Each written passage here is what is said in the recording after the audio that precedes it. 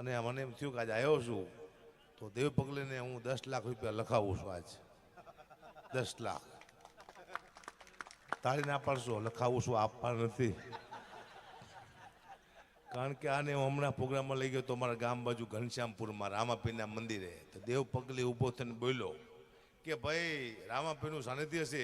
તો મને વિચાર છે કે નાની એવી રકમ હું આપું 5 લાખ અહીંયા 5 લાખ લખાય હજી આપ્યા નથી તો હું 10 લાખ લખાવું એને ખબર પડે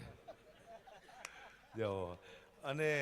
બીજી વાત કે અહીંયા જે 5 રૂપિયા આવશે કોઈ કલાકાર લઈને જવાનું નથી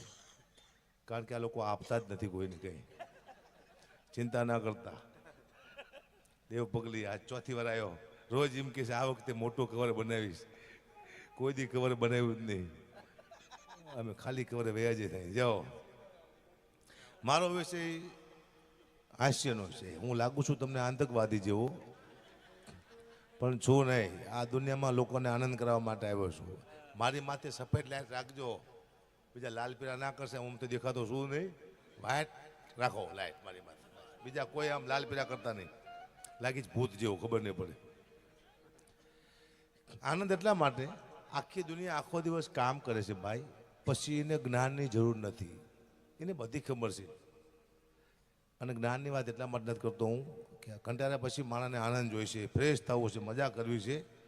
અને મેં કોઈ દિવસ અહીંયાથી કોઈને સલાહ નથી આપી જ્ઞાનની વાત મેં કોઈ સ્ટેજમાંથી કરી જ નથી શું કરવા જ્ઞાનની વાત ત્યાં કરાય અજ્ઞાની માણસ બેઠા હોય અહીંયા આપ બધાએ જ્ઞાની છો તો મારે કોઈ આ માથાકૂટ કરવાની જરૂર છે નહીં